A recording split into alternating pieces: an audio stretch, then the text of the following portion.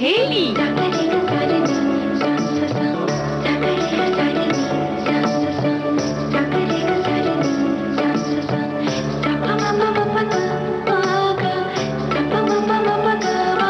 सखी सहेली।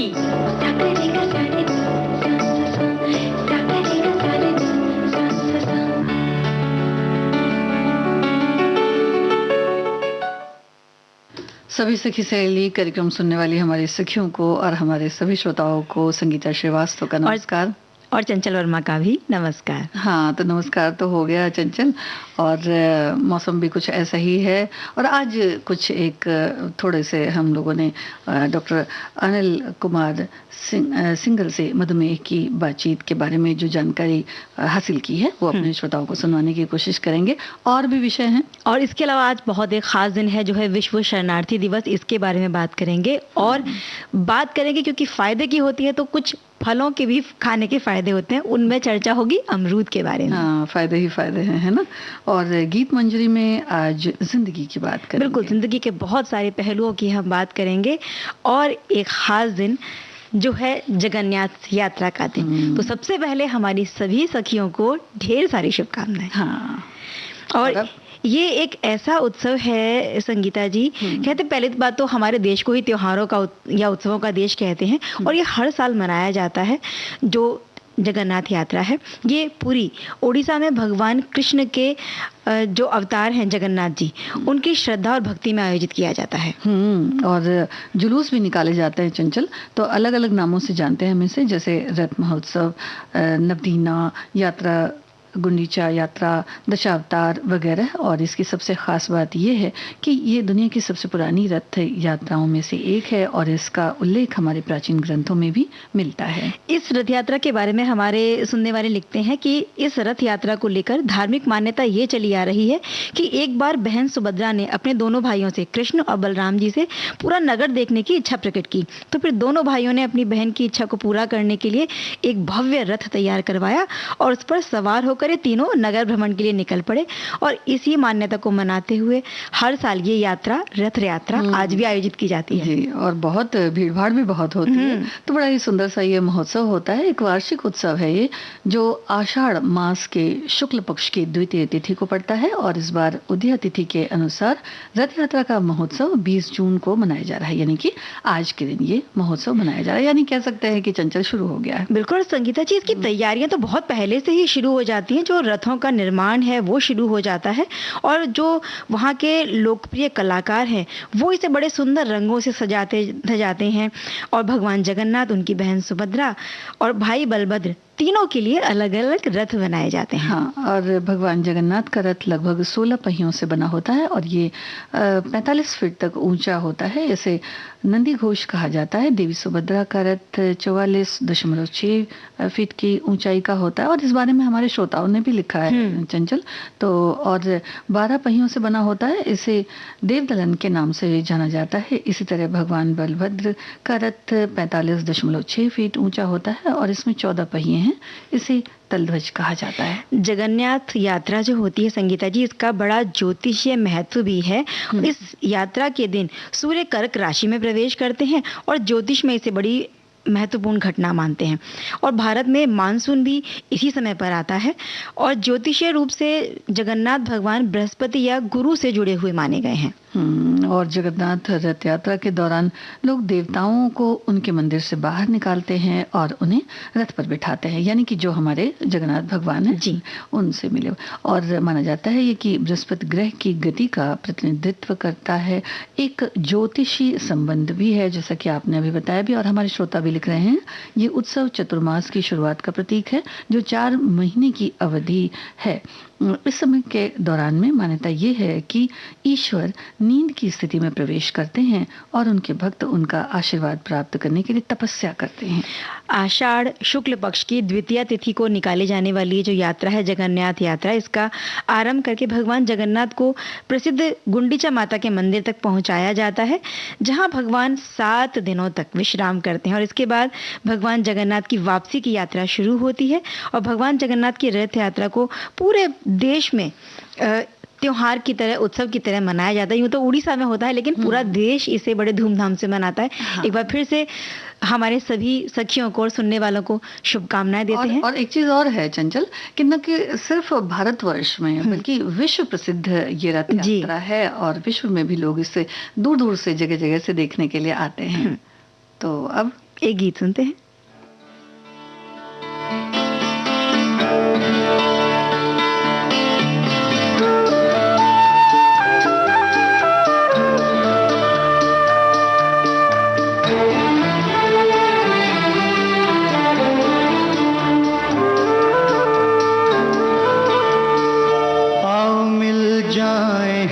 सुगंध और सुमन की तरह, आओ मिल जाए हम सुगंध और सुमन की तरह, एक हो जाए,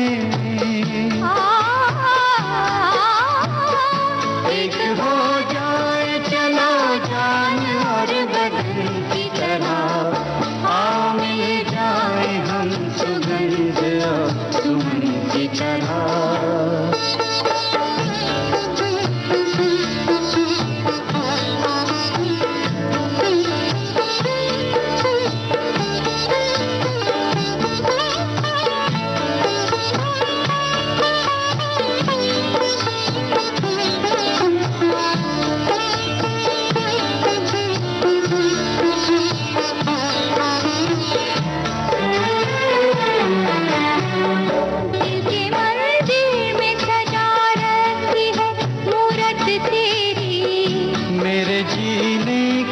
सूरत है ये सूरत तेरी, रात दिन साथ रहो,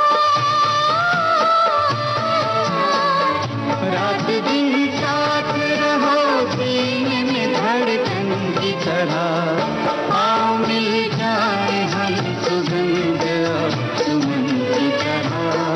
आओ मिल जाए हम सुगंध और सुमन की तरह। एक हो जाए, चलो जान और बदन की तरह। आओ मिल जाए हम सुगंध और सुमन की तरह।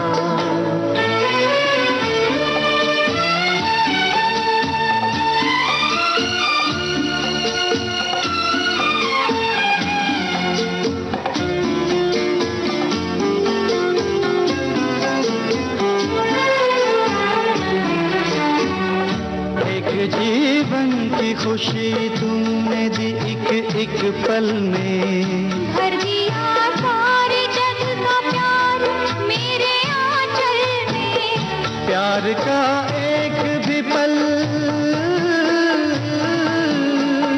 प्यार का एक भी पल प्यारा है जीवन की तरह। आओ मिल जाए हम सुगंध और सुमन की तरह। आओ मिल जाए हम सुगंध और सुमन की तरह। एक हो जाए, चलो जान और बदन की तरह। आओ मिल जाए हम सुगंध और सुमन की तरह।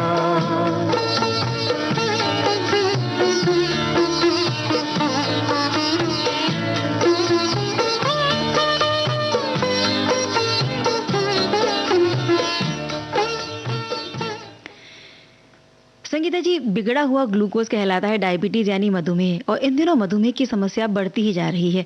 मधुमेह की रोकथाम और नियंत्रण के बारे में आज हमें जानकारी दे रहे हैं BEST के chief medical officer doctor Anil Kumar Singhal ji, जो गत 25 वर्षों से मुंबई में प्रैक्टिस कर रहे हैं।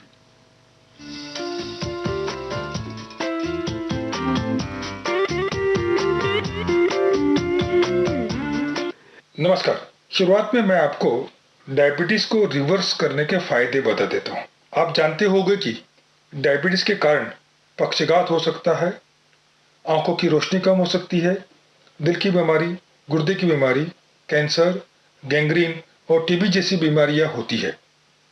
डायबिटीज को रिवर्स करके हम इन सभी बीमारियों और उनसे होने वाली मृत्यु से बच सकते हैं।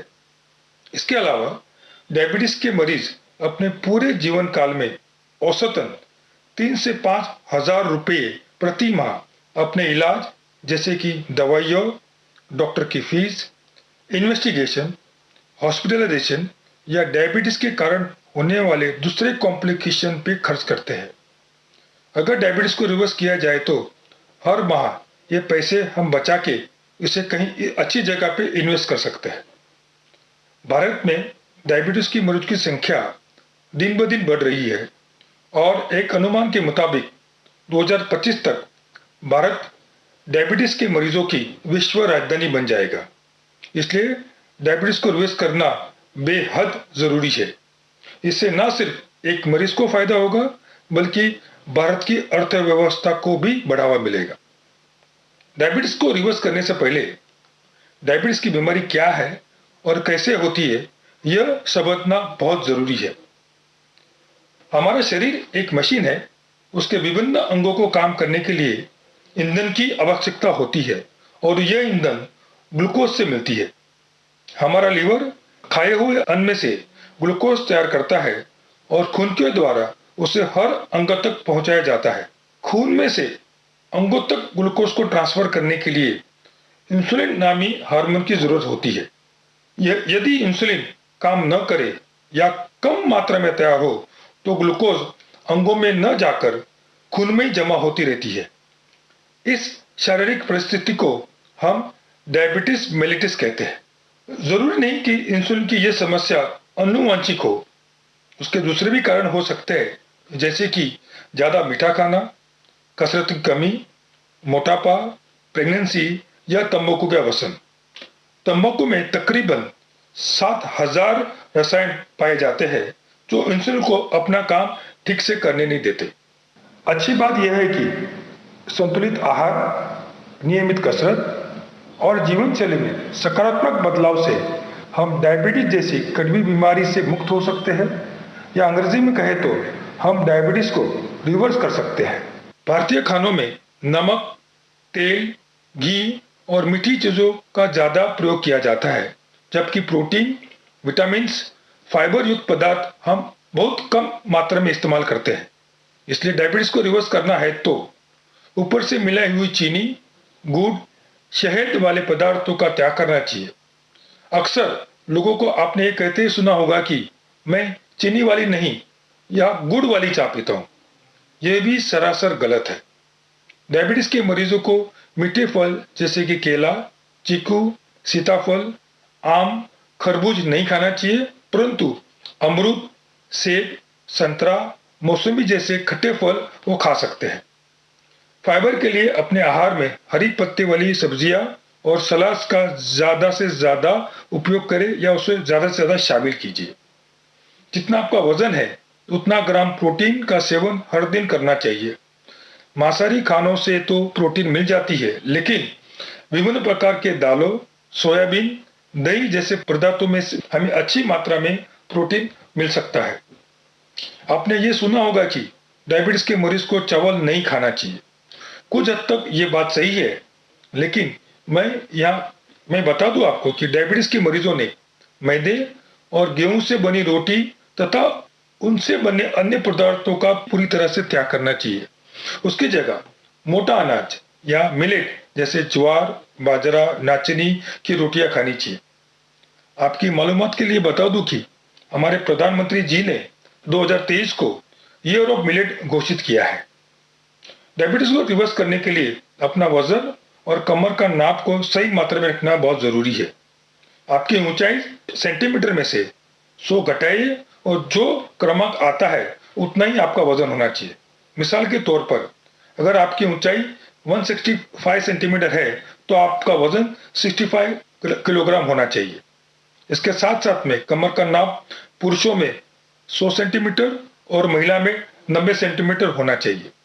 वजन और कमर का नाप सही मात्रा में रखने के लिए हर दिन हमें कम से कम आधा घंटा व्यायाम करना चाहिए, जिसमें 10,000 कदम चलना और कमर कम करने के आसन भी शामिल करें।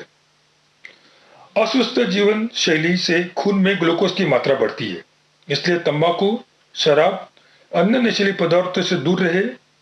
हर रोज मेडिटेशन करें, 7 से 8 घंटा नींद लें और ज्यादा से ज्यादा खुश रहने की कोशिश करें। मुंबई की प्रमुख जीवन धारा मानने जाने वाली पब्लिक ट्रांसपोर्ट BEST का मैं मुख्य वैद्यकीय अधिकारी भी हूँ, जहां हमने डायबिटीज को रिवर्स करने का प्रोग्राम शुरू किया है, जिसकी मदद से कई कर्मचारियों की दवाइयाँ कम हो गई हैं और कुछ कर्मचारियों की दवाइयाँ बंद करने में हमें सफलता भी मिली हुई है। इसलिए मैं श्रोताओं से निवेदन करता हूं कि डायबिटिक रिवर्सल के बारे में अपने डॉक्टर से जरूर मशवरा करें। धन्यवाद।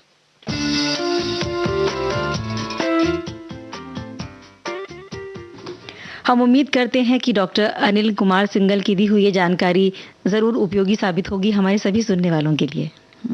और एक अंतराल का वक्त हो गया है।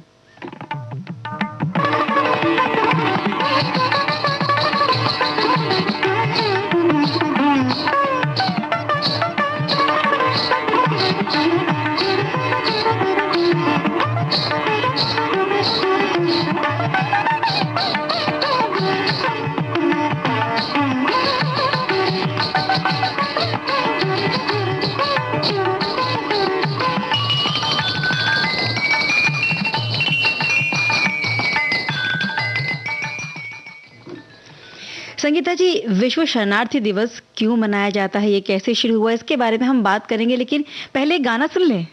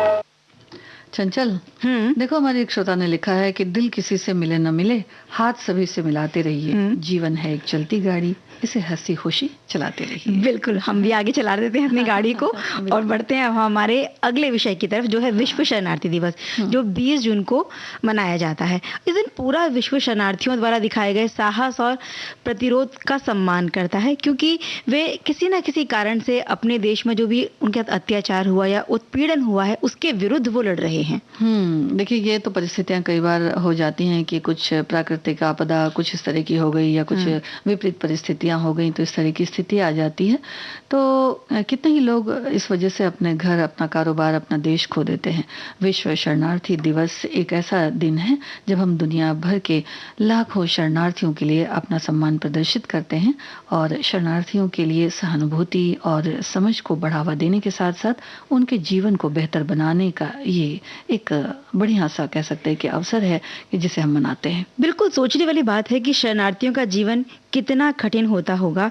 और शुरुआत में विश्व शरणार्थी दिवस को दक्षिण अफ्रीका के शरणार्थी दिवस के रूप में मनाया जाता था, लेकिन बाद में इसे दिसंबर 2000 में संयुक्त राष्ट्र ने इस दिन को विश्व शरणार्थी दिवस के रूप में मनाने का निर्णय ले लिया और इस दिन को पहली बार 20 जून 2001 को मनाया गया था।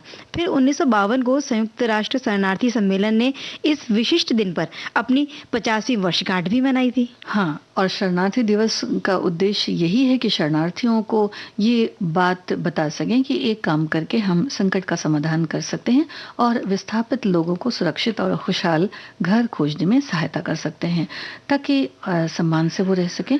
और ये दिन शरणार्थियों के अधिकारों, आकांक्षाओं और ज़रूरतों को उजागर करने के लिए भी समर्पित है। जब परिस्थितियां लोगों को सुरक्षित और स्वतंत्र रूप से ऐसा करने के लिए संगीता जी सक्षम बनाती हैं, तो ये उन्हें घर वापस जाने और अपने देश लौट जाने और उसको पुनर्निर्माण करने के लिए या फिर दूसरे किसी देश में स्थानांतरित होने पर समृद्ध होने के लिए भी एक आदर्श तरीका है।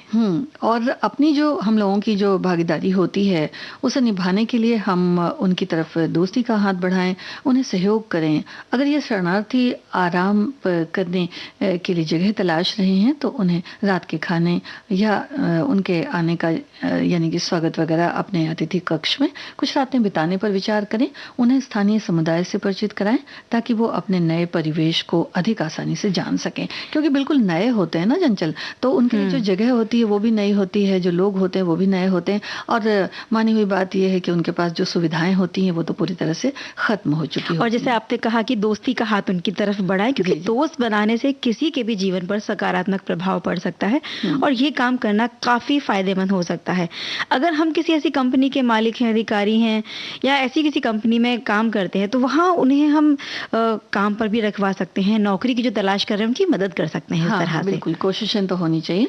और दुनिया भर में विस्थापितों की संख्या अगर देखा जाए तो 1% है। प्रतिदिन लगभग 42,500 व्यक्ति, कुछ एक अनुमान लगा सकते हैं कि इतने व्यक्ति अपने देश या अन्य देशों की सीमाओं के भीतर सुरक्षा की तलाश में अपने घरों से पलायन कर जाते हैं। और विश्व शरणार्थी दिवस कहता है कि प्रत्येक शरणार्थी का जो है वो सम्मान पूर्वक उनका व्यवहार किया जाना चाहिए, चाहे वो कहीं भी हो, सुरक्षित और आरामदायक वो महसूस कर सके। हाँ, क्योंकि विपदाएं तो देखिए कहीं भी आ सकती हैं, कभी भी आ सकती हैं, तो इंसान के ही काम आता है।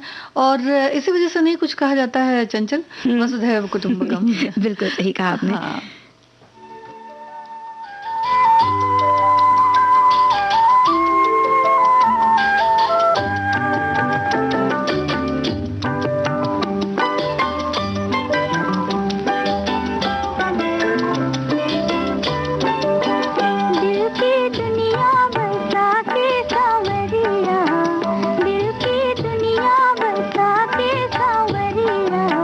तुम न जाने कहाँ खो गए।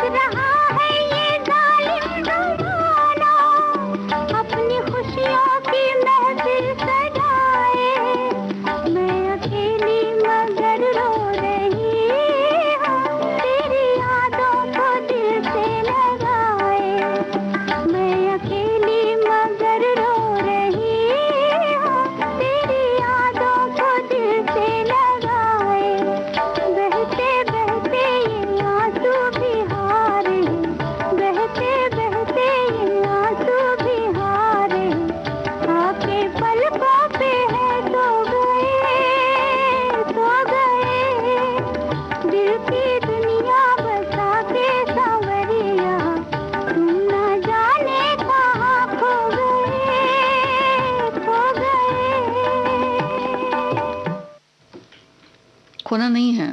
बिल्कुल नहीं खोना है, अभी बहुत सारी बातें करनी है और बातें अब हम करेंगे गीत मंजरी के विषय की।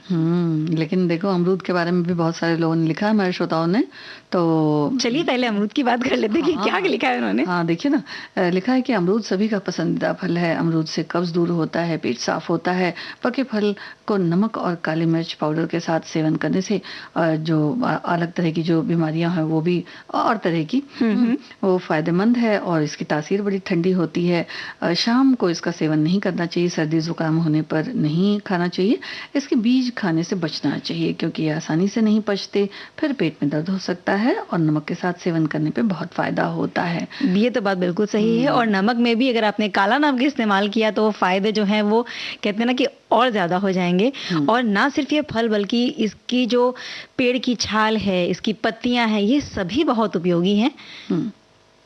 और एक और हमारे श्रोता ने लिखा है कि अमरूद के फायदे और नुकसान से, इससे सेवन से हमारी सेहत के लिए बहुत फायदा होता है, पाचन दुरुस्त होता है और जो भी मतलब पेट की समस्याएं होती हैं वो भी इससे ठीक होती हैं।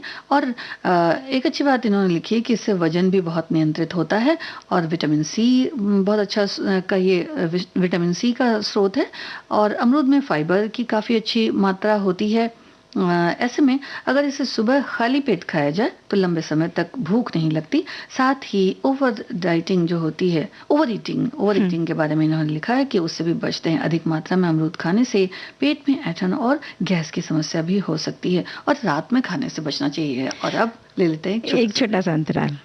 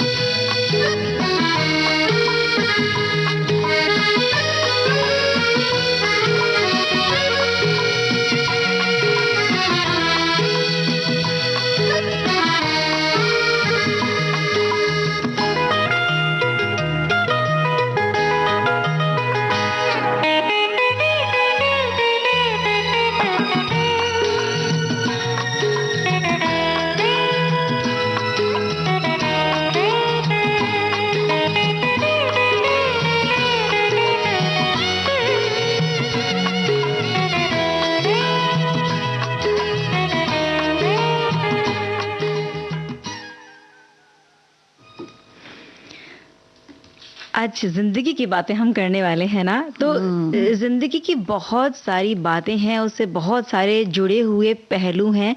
और जिंदगी की बात संगीता जी जब भी होती है हमारे जहन में ना सबसे पहला सवाल ये आता है कि जिंदगी आखिर है क्या, जिंदगी कैसी होनी चाहिए और जिंदगी को कैसे जीना चाहिए। हाँ, क्योंकि समझते समझते भी बड़ा समझ बिल्कुल सही बात है। अंत तक भी समझ में नहीं आती क्या चीज़ है। हाँ, तो जिंदगी के बहुत सारे पहलुओं को हमारे शायरों ने, गीतकारों ने उन्हें आसान ढंग से बहुत सरल भाषा में और बहुत सच्चाई के साथ बहुत बड़े बड़े सबक सिखा दिए हैं। क्योंकि अलग अलग उन्होंने जो इतनी सारी बातें लिखी ना, वो बिल्कुल जैसे हसरत जयपुरी साहब हैं, वो लिखते हैं कि जिंदगी एक सफर है सुहाना, यहाँ कल क्या हो किसने जाना। तो बिल्कुल नहीं जान सकते। और इंदिवर, गीतकार इंदिवर है, लिखते हैं कि जिंदगी का सफर है ये कैसा सफर, कोई जाना नहीं, कोई समझा नहीं। सफर तो सभी ने बताया, लेकिन सफर को लेकर भी कितनी सारी अलग अलग बातें। आनंद बख्शी कहते हैं कि जिंदगी के सफर में जो मकाम गुजर जाते हैं वो फिर कभी नहीं आते हैं। और जिंदगी कैसी है पहेली, बिल्कुल योगेश गीतकार हैं, वो कहते हैं। और जिंदगी प्यार का गीत है, सावन कुमार जी कहते हैं। और साहिर साहब कहते हैं कि जिंदगी इत्तेफाक है, ये कल भी इत्तेफाक थी और आज भी ये इत्तेफाक है। हाँ, और जिंदगी है खेल, कोई पास कोई फेल। बिल्कुल सही बात है। जिंदगी हर कदम एक नई जंग है, जिंदगी इम्तिहान लेती है, भाई बहुत बड़े बड़े इम्तिहान लेती है। तो ये आनंद बख्शी साहब का कहना। और ये जो जंग है या जो इम्तिहान है ये हमें जीतने हैं अपनी कोशिशों से, अपने दृढ़ निश्चय से, अपनी सकारात्मकता से।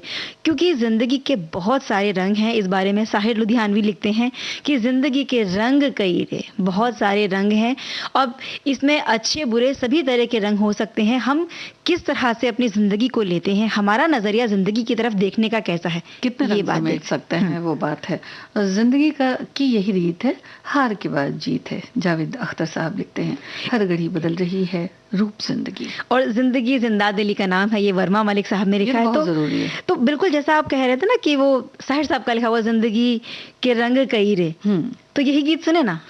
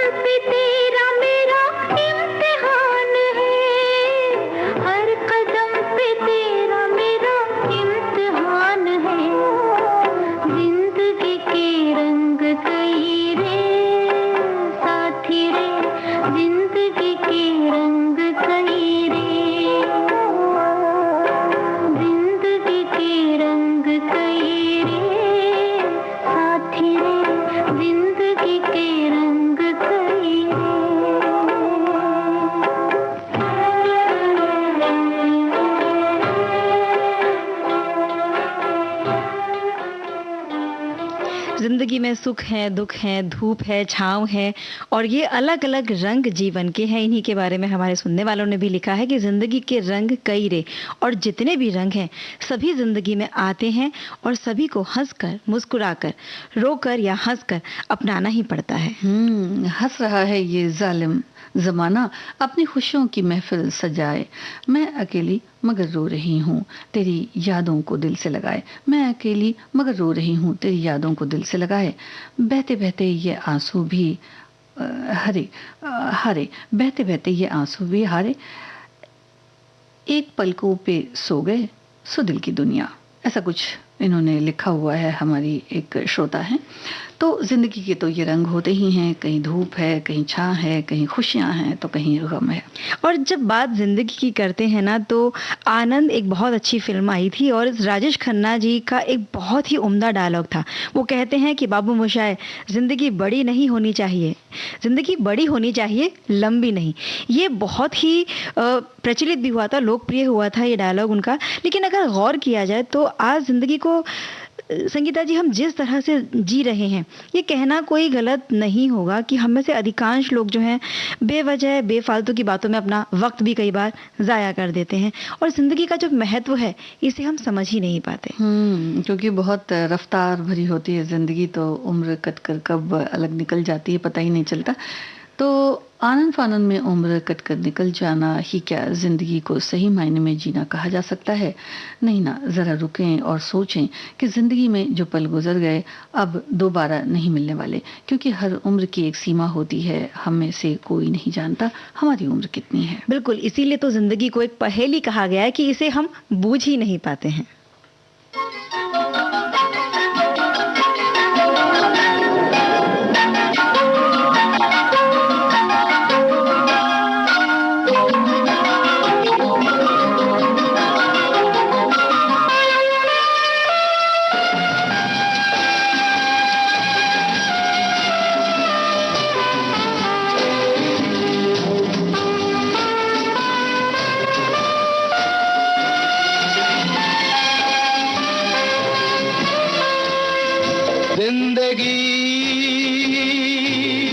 कैसी है पहेली हाय,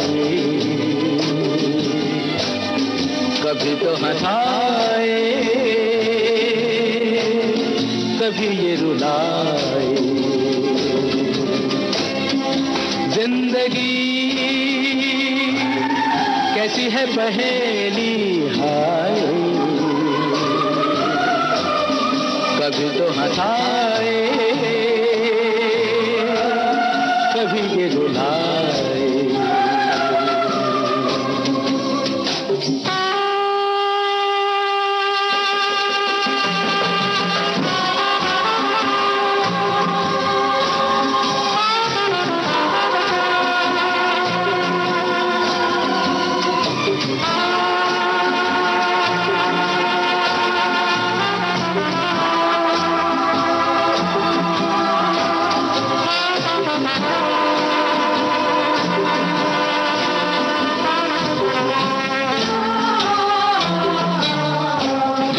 कभी देखो मन नहीं जागे, पीछे पीछे सपनों के भागे। तो भी देखो मन नहीं जागे, पीछे पीछे सपनों के भागे। एक दिन सपनों का राही चला जाए सपनों से आगे कहाँ। जिंदगी कैसी है पहेली हाय, कभी तो हंसाए कभी ये रुलाए।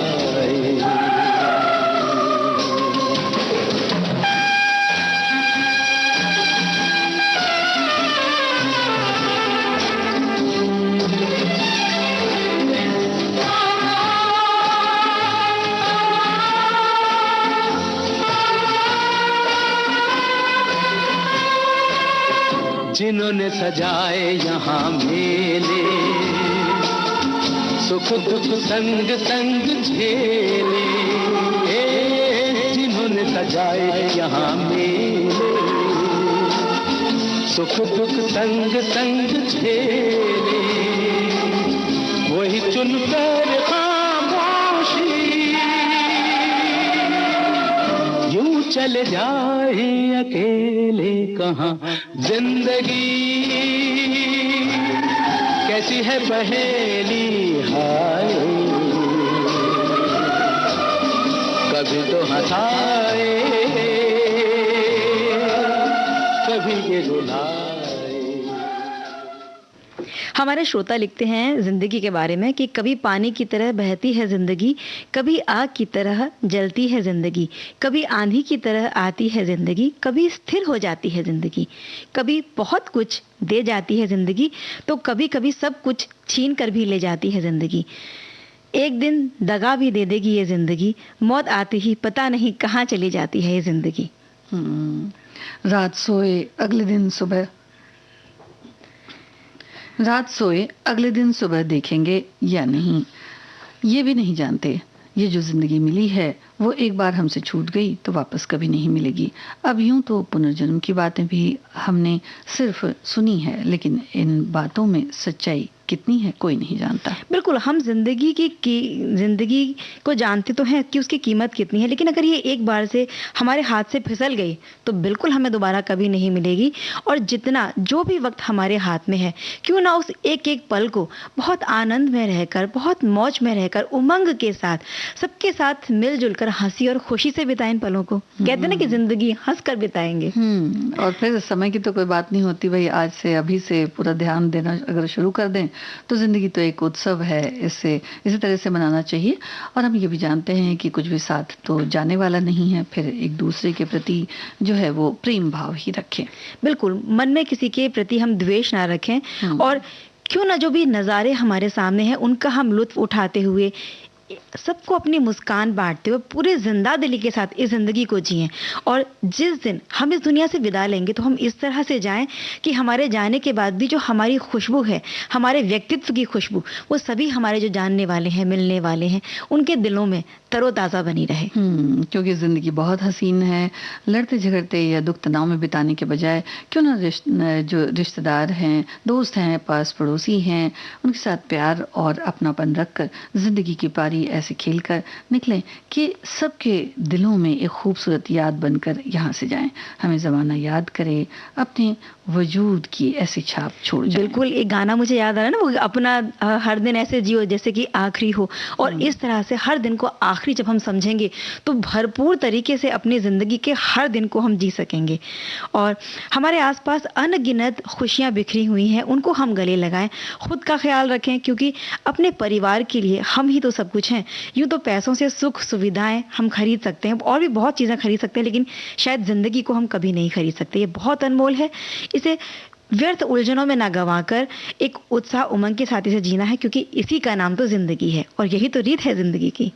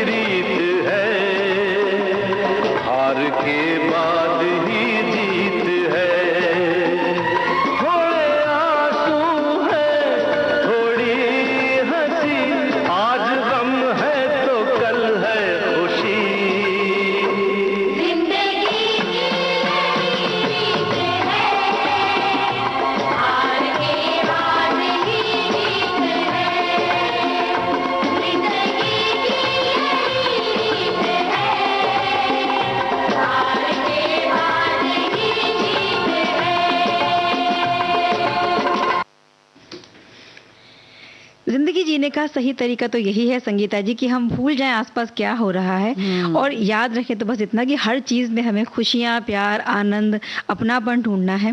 जिंदगी के सफर में जो चीजें गुजर जाती हैं वो फिर कभी नहीं आती हैं और हम चाहे कितनी भी कोशिश करें उनके साथ हमारा जुड़ाव नहीं हो सकता है, लेकिन बस यादें ही तो रह जाती हैं। इसीलिए ज़िंदगी जो हमें मिली है उसे हम सहेज कर रखें अपने अपनों के साथ में और जश्न की तरह इसे मनाते हुए भरपूर तरीके से जिएं, क्योंकि कल तो किसी ने भी नहीं देखा है। क्योंकि देखिए ज़िंदगी में बहुत तरह की मुश्किलें आती हैं, पर सही बात तो ये है कि ज़िंदगी में जो भी मुश्किलें आती हैं वो भी हमारी ज़िंदगी का एक हिस्सा ही होती हैं, क्योंकि मुश्किलें देखिए सिखा भी जाती हैं ना बहुत सारी चीज़ें। बिल्कुल, रास्ते जो हमारा ज़िंदगी का सफ़र है इसमें टेढ़े मेढ़े हैं, बिल्कुल सीधे और आसान रास्ते हमें बिल्कुल नहीं है।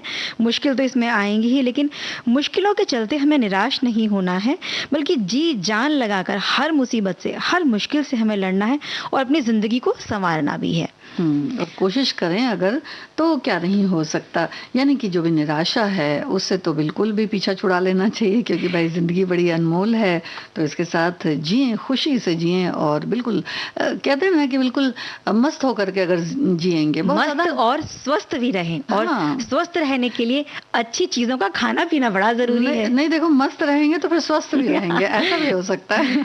और स्वस्थ रहने के लिए आप खूब सारे जो मौसम वाले फल आते हैं, सब्जियां आती हैं, उन्हें खाएं। ऐसे ही बहुत फ़ायदेमंद फल कहा जाता है अमरूद। ये बहुत गुणकारी है और अंग्रेजी में इसे गुआवा कहते हैं, बंगाली में पेयारा कहते हैं, मराठी में पेरू भी कहते हैं और बड़ी आसानी से हर जगह मिल जाता है। बहुत सारी बीमारियों से हमारा बचाव कर सकता है। लेकिन ये कह सकते हैं कि इसके खाने के फ़ायदे तो बहुत हैं, लेकिन ये भी हमें ध्यान रखना होगा कि ये किसी भी बीमारी का इलाज बिल्कुल नहीं है, डॉक्टरी इलाज बिल्कुल नहीं है। हाँ, कुछ कुछ समस्याओं से बचाव हो सकते हैं या अगर लक्षण दिखाई दे रहे हैं तो उनको कम करने में ये ज़रूर हमारी मदद कर सकता है। औषधि गुण भी होते हैं अमरूद, और इससे पेड़ के जो अन्य हिस्से होते हैं जैसे पत्तियां हैं, तना है, छाल है, जड़ है, एंटी माइक्रोबियल जो और एंटी फंगल, एंटी डायबिटिक और एंटी डायरियल गुण इसमें पाए जाते हैं। और जिन बीमारियों की हम बात करें कि जहाँ जहाँ हमें लाभ मिल सकता है, तो कैंसर जैसी घातक बीमारी है या वज़न कम करना है, हमारे लिसनर्स ने भी लिखा था, सुनने वालों ने लिखा था, पाचन तंत्र को भी ये सही करता है क्योंकि इसमें फाइबर बहुत अधिक मात्रा में होता है, कब्ज़ की समस्या से छुटकारा मिलता है, पाचन शक्ति को मजबूत बनाता है और ये रोग प्रतिरोधक क्षमता को भी बढ़ा देता है। अमरूद खाने से बहुत सारे फायदे होते हैं, लेकिन इस बात का ध्यान रखना चाहिए कि अमरूद का सेवन किसी भी बीमारी का डॉक्टरी इलाज नहीं, ये केवल समस्या से बचाव और उसके जो लक्षण होते हैं उससे कुछ हद तक कम करने में मददगार हो सकता है। इसमें बहुत सारे विटामिन हैं। विटामिन सी इसमें पाया जाता है जो गर्भावस्था के दौरान जो गर्भवती स्त्री है उसे आयरन की अगर कमी होती है तो एनीमिया से बचाव कर सकता है। हाई ब्लड प्रेशर यानी उच्च रक्तचाप में भी इसे खाकर हम उसे नियंत्रित कर सकते हैं। जो थायराइड हमारे गले में जो ग्रंथि बढ़ जाती है जिसका निर्माण करती है, उसमें भी हम इसे अगर सेवन करें अमरूद का तो ये हार्मोन जो है वो संतुलित हो जाते हैं और थायराइड में सुधार हो सकता है। और लाइकोपीन नामक एक तत्व पाया जाता है जो अल्जाइमर यानी कि भूलने की बीमारी और पार्किंसन रोग जो एक प्रकार का ब्रेन डिसऑर्डर है उस जोखिम को भी कम किया जा सकता है। और हम जैसा कह रहे हैं कि इसमें बहुत सारे विटामिन पाए जाते हैं, vitamin A, vitamin C, vitamin B6। अगर ए की बात करें तो आँखों के लिए, पेट के लिए, त्वचा के लिए और श्वसन तंत्र के लिए ज़रूरी है। विटामिन सी की बात करें तो रोग प्रतिरोधक क्षमता के लिए ज़रूरी है और हड्डियों को स्वस्थ बनाकर उन्हें जो हड्डियों में जो कमी होती है उसमें भी काफ़ी हद तक इसमें फ़ायदा। देखिए ये सब जो मौसमी चीज़ें हैं और जो प्राकृतिक चीज़ें हैं, फल हैं चंचल, वो बहुत ज़रूरी होते हैं इसी वजह से, क्योंकि उनके अंदर जो इतने सारे गुण होते हैं वो हम सब के लिए बड़े अच्छे होते हैं।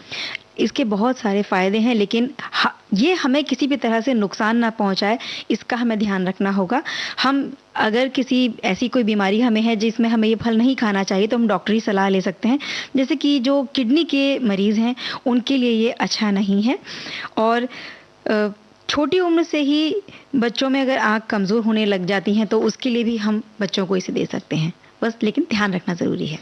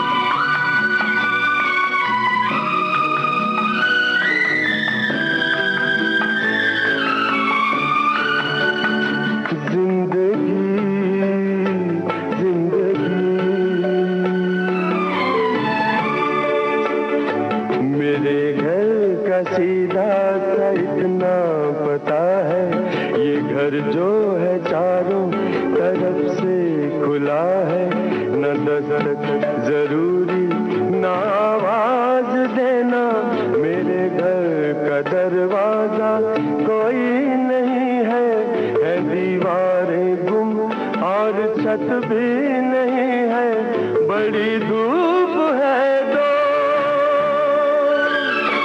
बड़ी धूप है दो,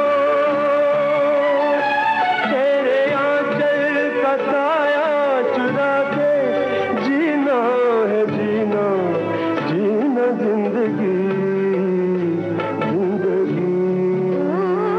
जिंदगी मेरे घर आना आना, जिंदगी जिंदगी मेरे घर आना।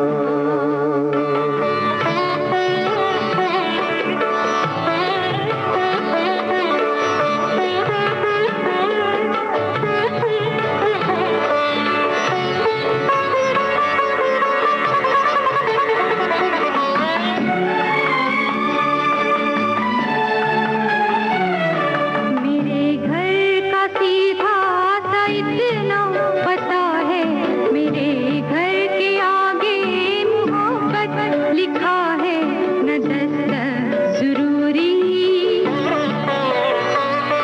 न आवाज देना, मैं सांसों की रफ्तार से जान लूंगी, हवाओं की खुशबू से पहचान लूंगी, तेरा फूल होना, तेरी धूल होना, तेरे हाथों में चेहरा छुपा के जीना है जीना, जीना जिंदगी, जिंदगी ओ जिंदगी मेरे घर आना आना, जिंदगी। और घड़ी की सुइयां संगीता जी हमें कह रही हैं कि अब विदा लेने का समय आ गया है हमारे सभी श्रोताओं से। तो चंचल वर्मा, संगीता श्रीवास्तव का नमस्कार।